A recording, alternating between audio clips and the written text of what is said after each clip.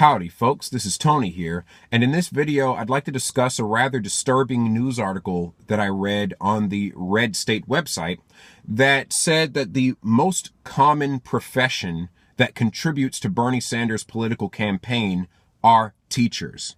What this means is that teachers by and large are embracing socialism, and the writer of the article expressed concerns that these socialist teachers would be influencing children and indoctrinating children to be socialists. And those are very valid concerns. And I want to discuss in this video why teachers tend to favor socialism, and at the end, what you can do about it. Now, here's the thing. I have an inside scoop on this because I have been a substitute teacher and a full-time teacher before. And so I understand how a school operates and why a teacher would tend to favor socialism in today's world. Now, here's the thing. Here's the first of 3 reasons teachers tend to favor socialism. Teachers are entirely dependent upon the state for their livelihood. When you think about it, whether or not a teacher gets a raise is dependent upon the governor or whomever passing basically a spending bill that increases pay for teachers. Unlike in corporate America, where when you get a real job in the corporate world, whether or not you get a pay raise is often tied to your performance. Whether or not you put in the extra hours, made yourself especially useful to the boss, whether or not you gained a new skill or you came out with a new product that really helped your company go forward, you know, things that people with real jobs do, whether or not you advance in corporate America is contingent upon your hard work. That's capitalism. That's things going forward. But as a teacher, whether or not you get a pay raise is based on how many years you stay on the same job, whether you're actually getting better at that job or not. And it's also dependent upon whether or not your state legislature puts more money towards paying teachers. So for teachers, the way that they advance themselves is by increasing the budget and power of the state. That is one of the reasons why teachers tend to favor socialism. That's the first reason, because there's a financial incentive for them to promote it. Now, I don't agree with that. I do believe that a job, whether or not you get a pay increase on it, should be based upon whether or not you're performing better, not based on just, because you begged the government for it. Now, the second reason is that many teachers are unskilled workers, and that's why they're dependent on the government in the first place.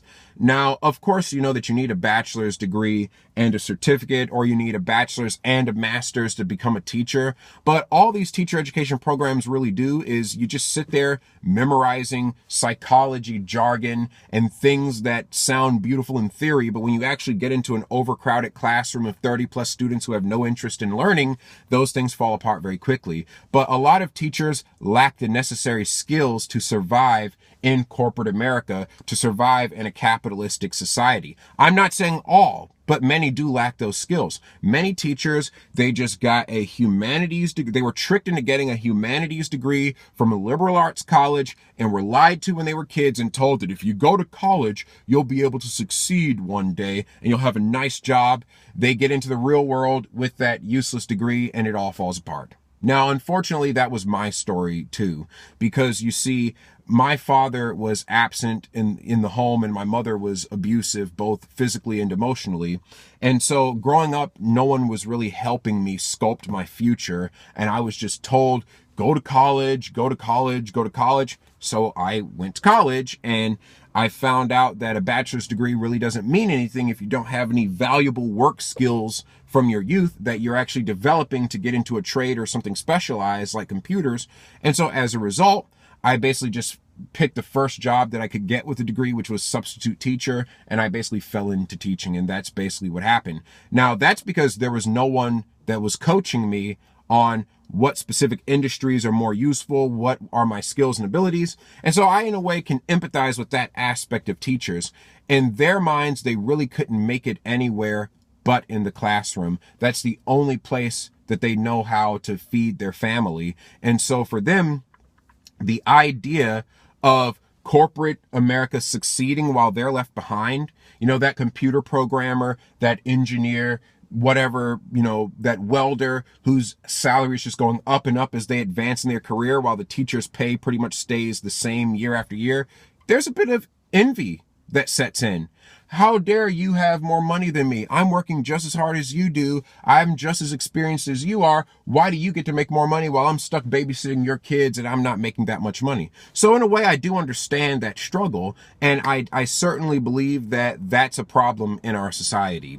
And so that's one of the reasons why teachers tend to favor socialism, because in a job where your effort advances you, you have no need to depend upon the government. But in a job where no matter how many years you work, your pay just pretty much stays stagnant, that's a job in which you're going to be more dependent upon the government in your philosophy. Now, the third reason why a lot of teachers tend to be socialists is because the environment of the profession of a teacher is not conducive to skilled work. What do I mean by that? That's a mouthful. Basically, the type of ambition and drive and innovation that makes you very useful to a corporation, allows you to climb up the corporate ladder and start making good money, or start your own business, or really just do well for your family, that kind of motivation, drive, and ambition is actually punished as a teacher, not rewarded. As an example, if you're a teacher who's really hardworking, really smart, really innovative, you don't get a pay raise for that. No matter how many times you stay after school to tutor those students to help them advance, you don't get paid overtime for that. No matter how many times you are the responsible teacher when the other teachers in your department are just being lazy and not putting forth the effort, you pick up the slack. When you as a teacher are competent and pick up the slack, expect the principals to use you more. You will be the teacher that they call on to cover other classes when another teacher is absent. You will be the teacher that they give extra duties to, but they don't give you extra pay.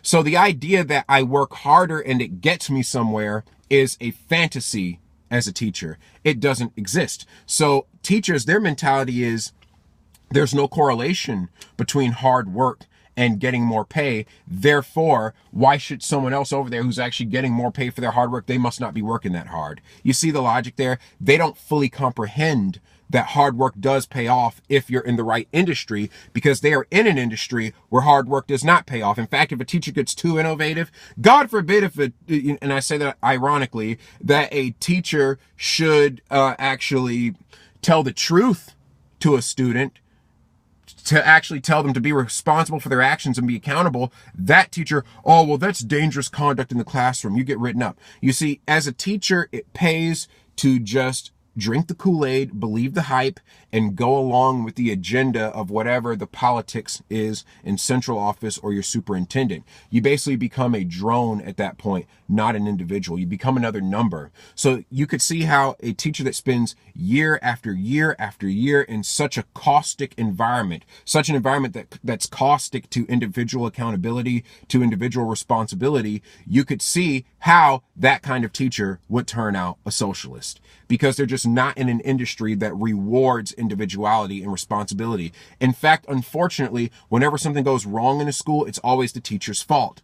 But then the teacher just passes the buck up to central office and on and on. Basically, the education profession has become a game of hot potato with responsibilities, just passing them along and along and along. It doesn't actually reward innovation, and it doesn't actually reward motivation. That's why a lot of teachers are basically depending on big government to come save them and start paying them what they're worth. So that's the main reason why teachers tend to be socialists. And of course, there's side reasons, but bringing this in, where is socialism typically taught in a school? This is where I get to what you can do about it.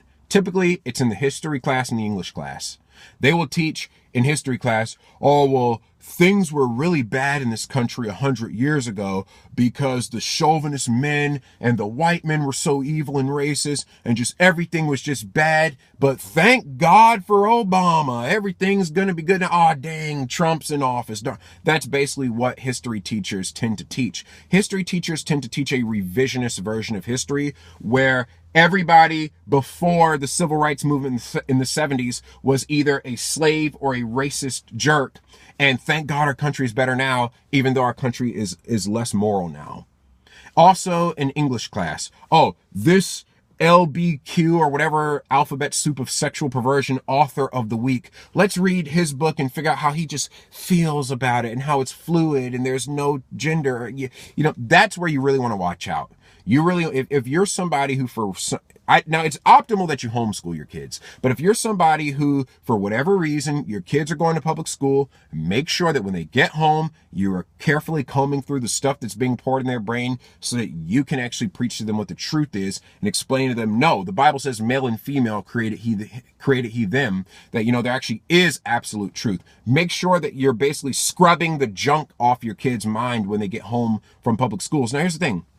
Not all teachers are like that. Some teachers actually do have morals. Some teachers actually do have standards. Some teachers actually are opposed to the bastardization of our society by the socialists, and they actually are more willing to be vocal about the truth in the classroom, but those are few and far between. And so that's why I would say be watchful over your kid's mind. Make sure you actually spend time with your kid when he gets home so that they don't turn out like my generation, the maladjusted millennial socialists who can't find a real job, and that's why they're begging the government to bail them out every 5 minutes. That's not the way you want your children to be. Be watchful about what goes into your children's mind. Train up a child in the way he should go, and when he is old, he shall not depart from it. Y'all have a great day.